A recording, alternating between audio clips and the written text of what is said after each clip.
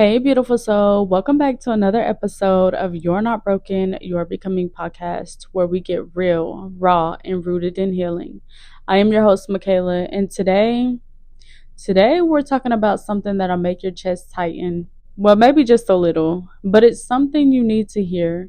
Protecting your peace, even when it means letting go. Yep, that part. I've learned something along the journey. Peace isn't something you stumble upon. It's something you choose, something you fight for, and that fight, it sometimes looks like walking away from people you love, situations you've grown attached to, or even old versions of yourself that no longer serve where you're going.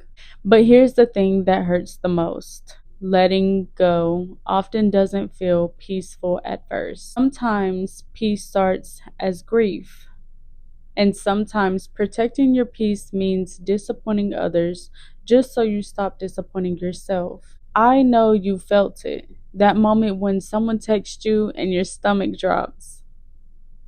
That place you go to and your energy shifts instantly. The conversation you replay in your head where you wish you would have stood up for yourself. That job, that friend, that relationship, that family member who drains you, disrespects you, dismisses you, but you still keep showing up because it's what you've always done. Listen, you don't owe anyone access to the version of you that's constantly bleeding out your energy just to keep others comfortable. Peace cost, and the price is letting go. Let me say this loud and clear. Letting go is not giving up. It's giving in to what your soul already knows. It's finally listening to that quiet whisper that says, "This ain't it.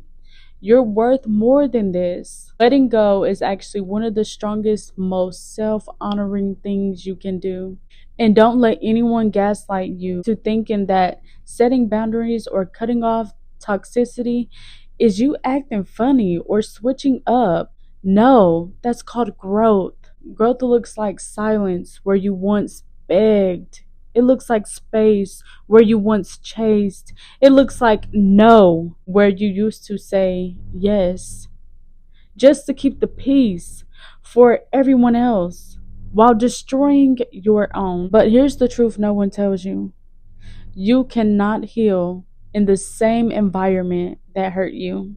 You can't pour from an empty cup, and you definitely can't become who you were meant to be while consistently shrinking to keep peace with people who are committed to misunderstanding you. So today I want you to ask yourself who or what is disturbing your peace?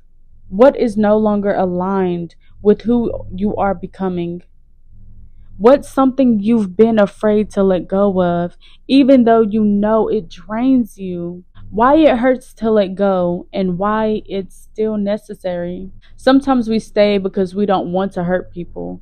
We don't want to be seen as the bad guy. We think we're being loyal, but listen, loyalty to dysfunction isn't strength. It's self abandonment. You're not the villain for choosing yourself. You're not broken for walking away. You're becoming more whole, more aware, more free. There was a time in my life when I was saying yes to everyone, friends, family, even people who didn't value me, just to avoid conflict, just to feel needed, just to avoid feeling alone. I kept showing up in places that no longer felt safe for my spirit, holding on to relationships that felt familiar, even if they were hurting me. I convinced myself that if I just loved harder, gave more, kept the peace, maybe I'd finally feel seen. Maybe I'd finally feel enough.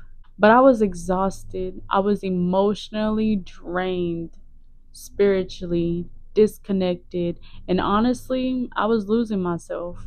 I just sat in silence and realized I don't even recognize this version of me anymore.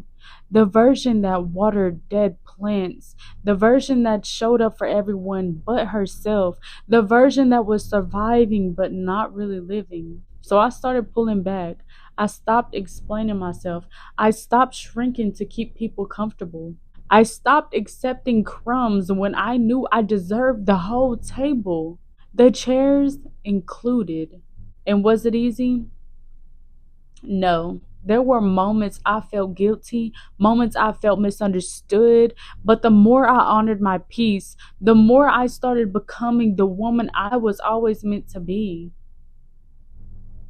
The one who isn't begging to be loved properly, the one who isn't afraid to walk away, the one who finally realized choosing yourself is not selfish. Let's talk strategy for a second. Because it's one thing to know you need to protect your peace, but how do you actually do it? Here's how I started. I got quiet. Sometimes clarity shows up when everything else goes silent. I stopped explaining myself. Your peace doesn't need to be justified, it just needs to be honored.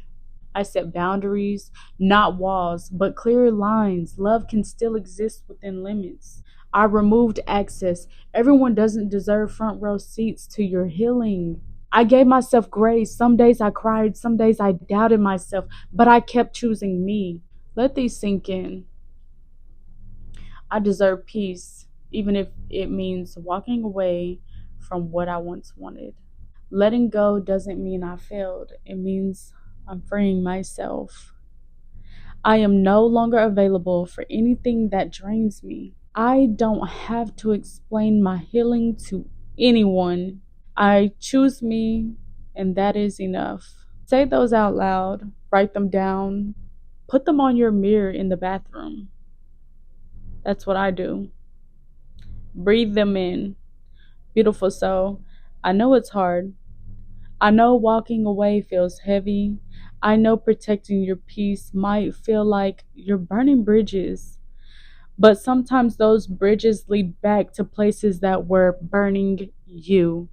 Your peace matters, your healing matters. Don't be afraid to become the version of you that doesn't settle, the version of you that chooses softness over chaos, the version that finally says, I love you, but I love me more. Until next time, beautiful soul, keep becoming, keep choosing you, keep protecting your peace because you're not broken.